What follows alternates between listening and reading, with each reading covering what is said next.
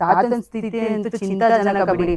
ಸಾವು ಬದುಕಿನ ಮಧ್ಯೆ ನಿಜವಾಗ್ಲೂ ಹೋರಾಡ್ತಿದ್ದಾರೆ. ಕಂಪ್ಲೀಟ್ ತಾತಂಗೆ ಎದೊಳಕ್ಕೂ ಆಯ್ತಿಲ್ಲ, ಮತ್ತೆ ಸ್ಪಷ್ಟತೆ ಮಾತು ಕೂಡ ಆಡಕ್ಕಾಗ್ತಿಲ್ಲ.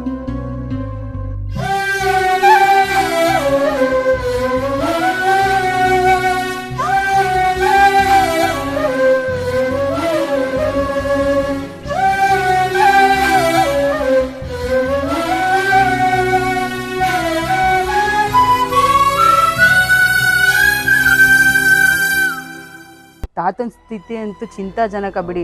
ಸಾವು ಬದುಕಿನ ಮಧ್ಯೆ ನಿಜವಾಗ್ಲೂ ಹೋರಾಡ್ತಿದ್ದಾರೆ. ಕಂಪ್ಲೀಟ್ ತಾತಂಗೆ ಎದೊಳಕ್ಕೂ ಆಯ್ತಿಲ್ಲ, ಮತ್ತೆ ಸ್ಪಷ್ಟತೆ ಮಾತು ಕೂಡ ಆಡಕ್ಕಾಗ್ತಿಲ್ಲ. ತಾತಂಗೆ ನಾವೇನೋ ರೆಸ್ಪಾನ್ಸ್ ಮಾಡಿ ಅಂತ ಅಂದಾಗ ಅವ್ರು ಏನು ಮಾತಾಡ್ತಿಲ್ಲ. ಕನಕ್ಪುರ ಅದೊಂದು ಬಸ್ ಸ್ಟಾಪ್ ಅನ್ಸುತ್ತೆ ನನಗೆ. ರಾಪುಟೆ ವಿಡಿಯೋ ಕಳ್ಸಿದ್ರು, ನಿಮಗೆ ಪಕ್ಕದಲ್ಲಿ ಹಾಕ್ತಾರೆ ನೋಡ್ಬೋದು. ತಾತ ಮಲಗಿದ್ದಾರೆ. ಆ ಕಡೆ ಎಲ್ಲ ಫುಲ್ಲು ಗಲೀಜು, ಪೇಪರು, ಬಿಸ್ಕಿಟ್ಸ್ ಪ್ಯಾಕೆಟ್ಸು ಎಲ್ಲನೂ ಬಿಸಾಕಿದ್ರು.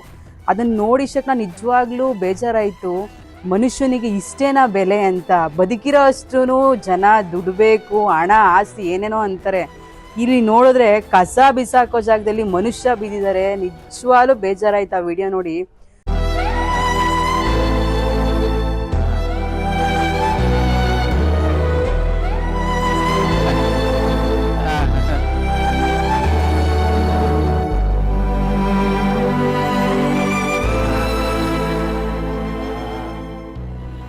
ನಮಸ್ಕಾರ. ಎಲ್ಲಿಂದ ಕರ್ಕೊಂಡ್ ಬಂದಿದ್ದು ತಾತನ್ನ? ಕನಕ್ಪುರದಿಂದ. ಕನಕ್ಪುರ. ಯಾರು ಇಲ್ವಾ ಅಣ್ಣ ಇವರು ಫ್ಯಾಮಿಲಿ? ಎಲ್ಲಿದ್ರು? ಅಲ್ಲಿ ಕನಕ್ಪುರದಲ್ಲಿ ಇದ್ವು. ಓಕೆ. ಹಂಗೆ ಸ್ಟೇಷನ್ ಇಂದ ಅಲ್ಲಿ ಹಾಸ್ಪಿಟಲ್ ಕರ್ಕೊಂಡ್ ಬಂದಿದ್ವಿ. ಅಲ್ಲೆಲ್ಲ ಚೆಕ್ ಮಾಡ್ಬಿಟ್ಟು ಆಮೇಲೆಲ್ಲ ಅಲ್ಲಿ ಸ್ಟೇಷನ್ ಇಂದ ಲೆಟರ್ ತಗೊಂಡು ಇಲ್ಲಿ ಫೋನ್ ಮಾಡಿ ಕಾಂಟ್ಯಾಕ್ಟ್ ಮಾಡಿ ಕರ್ಕೊಂಡ್ ಬಂದಿದ್ದು. ತಾತನ ಸ್ಥಿತಿ ಅಂತೂ ಚಿಂತಾಜನಕ ಬಿಡಿ. ಸಾವು ಬದುಕಿನ ಮಧ್ಯೆ ನಿಜವಾಗ್ಲೂ ಹೋರಾಡ್ತಿದ್ದಾರೆ. ಕಂಪ್ಲೀಟ್ ತಾತಂಗೆ ಎದೊಳಕ್ಕೂ ಆಯ್ತಿಲ್ಲ, ಮತ್ತೆ ಸ್ಪಷ್ಟತೆ ಮಾತು ಕೂಡ ಆಡಕ್ಕಾಗ್ತಿಲ್ಲ. ತಾತಂಗೆ ನಾವೇನೋ ರೆಸ್ಪಾನ್ಸ್ ಮಾಡಿ ಅಂತ ಅಂದಾಗ ಅವ್ರು ಏನು ಮಾತಾಡ್ತಿಲ್ಲ. ಕನಕ್ಪುರ ಅದೊಂದು ಬಸ್ ಸ್ಟಾಪ್ ಅನ್ಸುತ್ತೆ ನನಗೆ. ರಾಪುಟೆ ವಿಡಿಯೋ ಕಳ್ಸಿದ್ರು, ನಿಮಗೆ ಪಕ್ಕದಲ್ಲಿ ಹಾಕ್ತಾರೆ ನೋಡ್ಬೋದು. ತಾತ ಮಲಗಿದ್ದಾರೆ. ಆ ಕಡೆ ಎಲ್ಲ ಫುಲ್ಲು ಗಲೀಜು, ಪೇಪರು, ಬಿಸ್ಕಿಟ್ಸ್ ಪ್ಯಾಕೆಟ್ಸು ಎಲ್ಲನೂ ಬಿಸಾಕಿದ್ರು. ಅದನ್ನ ನೋಡಿಸಕ್ಕೆ ನಾನು ನಿಜವಾಗ್ಲೂ ಬೇಜಾರಾಯಿತು. ಮನುಷ್ಯನಿಗೆ ಇಷ್ಟೇನಾ ಬೆಲೆ ಅಂತ. ಬದುಕಿರೋ ಅಷ್ಟು ಜನ ದುಡ್ಬೇಕು, ಹಣ, ಆಸ್ತಿ ಏನೇನೋ ಅಂತಾರೆ. ಇಲ್ಲಿ ನೋಡಿದ್ರೆ ಕಸ ಬಿಸಾಕೋ ಜಾಗದಲ್ಲಿ ಮನುಷ್ಯ ಬಿದ್ದಿದ್ದಾರೆ. ನಿಜವಾಗ್ಲೂ ಬೇಜಾರಾಯ್ತು ಆ ವಿಡಿಯೋ ನೋಡಿ. ಸೊ ನನಗೆ ಅವ್ರು ಕಾಲ್ ಮಾಡಿದಾಗ ನಾನು ಹೇಳಿದ್ದು ಒಂದೇ, ದಯವಿಟ್ಟು ಅವ್ರನ್ನ ಕರ್ಕೊಂಡು ಬನ್ನಿ. ಅವ್ರು ಇರೋ ಅಷ್ಟು ದಿನ ನಮ್ಮ ಕೈಲಾದ ಮಟ್ಟಿಗೆ ಊಟ ಆಗಿರ್ಬೋದು, ಮಲ್ಗಕ್ಕೆ ಜಾಗ ಆಗಿರ್ಬೋದು, ನೆಮ್ಮದಿಯಾಗಿ ನಾವು ನೋಡ್ಕೊತೀವಿ ಅಂತ.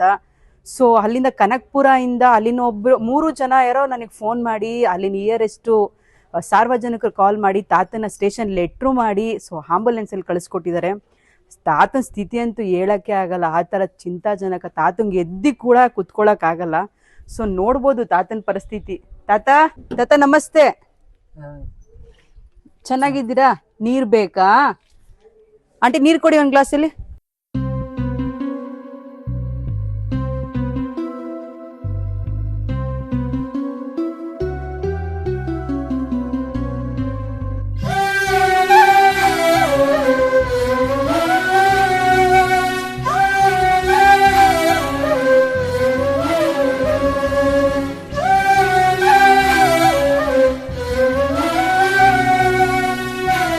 ತಾತನ ಫೇಸ್ ನೋಡಿದ್ರೆ ಗೊತ್ತಾಗ್ಬಿಡುತ್ತೆ ನೋಡಿ. ತಾತ ಯಾವ ಊರು? ಕಣ್ಣೆಲ್ಲ ಇದು ಯೆಲ್ಲೋ ಕಲರ್ ಆಗ್ಬಿಟ್ಟಿದೆ. ಸಾಕು ಸಾಕು ಸಾಕು, ಬಿದ್ಬಿಟ್ರೆ. ಅವ್ರ ಕೈ ಕಾಲೆಲ್ಲ. ಅಣ್ಣ ಎಷ್ಟು ದಿನದಿಂದ ಅಲ್ಲೇ ಮಲಗಿದ್ರಣ್ಣ ನಿಮಗೆ ಹೇಳೋ ಪ್ರಕಾರ? 15 ದಿನದಿಂದ. ಅಲ್ಲಿನವರ ಅಥವಾ ಬೇರೆ ಕಡೆಯವರ? ಆಚೆಯಿಂದ ಬಂದಿರೋದು. ತಾತ ತೊಳಿ ನೀರು.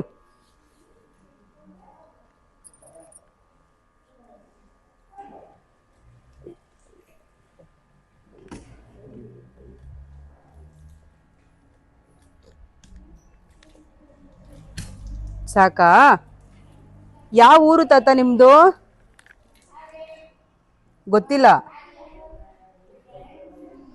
ಅಪ್ಪ ಅಮ್ಮ ಮಾತಾಡಕ್ ಆಗ್ತಿಲ್ವಾ ನಿಮ್ಮ ಕೈಲಿ? ನಿಜವಾಗ್ಲೂ ಈ ಥರದ್ದೆಲ್ಲ ನೋಡಿದಾಗ ನಮ್ಮಿಂದನೂ ಏನು ಮಾತಾಡಬೇಕು ಅಂತ ನಿಜವಾಗ್ಲೂ ಅನ್ಸಲ್ಲ. ಕ್ಲಿಯರ್ ಆಗಿ ಅಟ್ಲೀಸ್ಟ್ ತಾತನ ಮುಖನಾದ್ರೂ ನೋಡಿ. ಯಾರಾದ್ರೂ ಫ್ಯಾಮಿಲೀಸ್ ಇದ್ರೆ ಖಂಡಿತ ಬನ್ನಿ. ಆದಷ್ಟು ಇಂಥ ವಿಡಿಯೋಗಳನ್ನ ಶೇರ್ ಮಾಡಿ ಇವ್ರ ಕುಟುಂಬಕ್ಕೆ ಇವರೆಲ್ಲ ತಲುಪಲಿ ಅನ್ನೋಕ್ಕೋಸ್ಕರ ಪ್ರತಿ ವಿಡಿಯೋಗಳ್ನು ನಾವು ಮಾಡ್ತಿರ್ತೀವಿ. ಸೊ ನಿಜವಾಗ್ಲೂ ಬೇಜಾರಾಗುತ್ತೆ ನೋಡಿ, ತಾತನ ಸ್ಥಿತಿ ಹೆಂಗಿದೆ, ಕಂಪ್ಲೀಟ್ ಎದೊಳಕ್ಕಾಗಲ್ಲ, ಮಾತು ಬರ್ತಿಲ್ಲ, ಅವರು ಕೂ ಅಂತಿದ್ದಾರೆ ಅಷ್ಟೇ. ಬಟ್ ಅವ್ರು ಏನು ಹೇಳ್ತಾರೆ ಅಂತ ನಮಗೂ ಅರ್ಥ ಆಗ್ತಿಲ್ಲ, ಅವರಿಂದ ಮೇಲಿಂದ ವಾಯ್ಸ್ ಕೂಡ ಬರ್ತಿಲ್ಲ. ಈಗ ನೀರು ಬೇಕು ಅಂತ ಅಂದರೆ ಅವ್ರು ಸನ್ನೆ ಮಾಡಿ ತೋರಿಸಿದ್ರು ನೀರು ಕೊಡಿ ಅಂತ. ತುಂಬ ಜನ ಹೇಳ್ತಾರೆ ಆಶ್ರಮ ಏನ್ರಿ ನಡೆಸ್ತೀರಾ, ಆರಾಮಾಗಿ ಯಾವುದೋ ಫಂಡ್ ಬರುತ್ತೆ ಅಂತ. ನಾನು ಹೇಳೋದು ಒಂದೇ ಸರ್, ಇಂಥವ್ರಿಗೆ ಎಷ್ಟೊಂದು ಜನ ಕೂತ್ಕೊಂಡು ಮಾತಾಡ್ತಿರಲ್ಲ, ಬಂದಿಲ್ಲಿ ನೋಡಿ ಸರ್, ಇಂಥವ್ರನ್ನ ಒಂದು ದಿನ ನೋಡ್ಕೊಳ್ಳಿ, ನೀವು ಹೇಳ್ದಂಗೆ ನಾವು ಕೆಲಸನೂ ಮಾಡಿಬಿಡ್ತೀವಿ ಸರ್. ಹೇಳ್ದಷ್ಟೆಲ್ಲ ಈಸಿ ಇರಲ್ಲ, ಯಾರೇ ಏನೇ ಮಾಡ್ಬೋದು ಸರ್. ಬಟ್ ಈ ಥರ ಕೆಲಸ ಮಾಡೋದು ಇಲ್ಲಿದ್ದು ಮಾಡ್ತೀವಲ್ಲ, ನಮ್ಮಗಳಿಗೆ ಮಾತ್ರ ಗೊತ್ತಿರುತ್ತೆ ಆಶ್ರಮ ಏನು ಅಂತ.